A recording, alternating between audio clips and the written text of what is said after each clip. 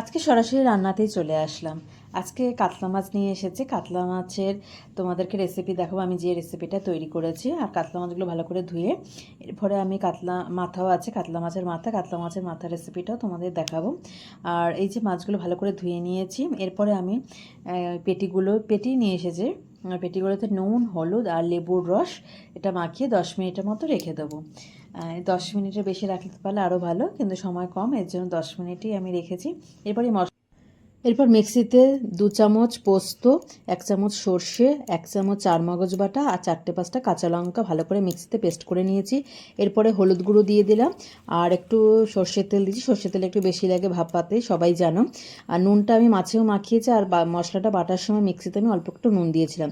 এবার এই মাছগুলো যে ম্যারিনেট করে রেখেছিলাম নুন হলুদ দিয়ে, আমি এই মশলার মধ্যে ভালো করে দিয়ে দিলাম, মানে ডুবিয়ে দিলাম, যাতে মশলাটা একটু পাতলা করেই বেটেছি মশলাটা।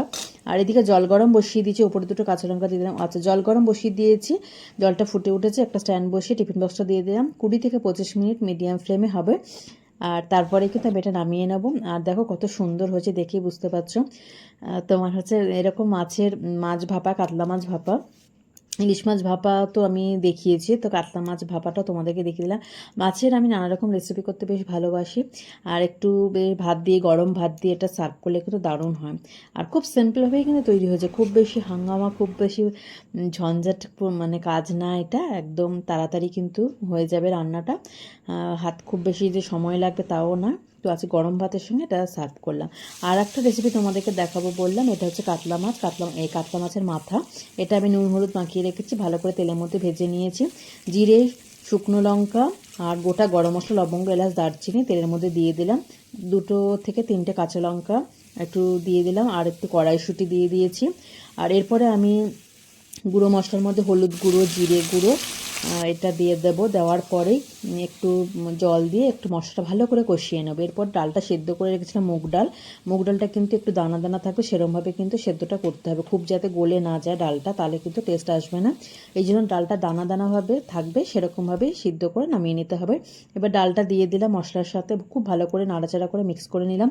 আর গরম জল দিয়ে দিলাম। আর এই ডালটা না খুব একটা বেশি কিন্তু পাতলা হয় না, ঘন ঘন নামাতে হবে। নামাবার আগে গরম মশলার গুঁড়ো আর ঘি দিয়ে নামিয়ে নিয়েছি। এই যে এটাও গরম ভাতের সাথে দারুণ লাগে। এই ডালটা হলে তো আর অন্য কিছু লাগবেই না। মাছের মাথা দিয়ে মুগের ডাল, তার সাথে কড়াইশুঁটিও দিয়েছি, একদম পুরো অনুষ্ঠান বাড়ির মতো। এই ডালটা হলে পরে আমার তো আর অন্য কিছুই লাগে না।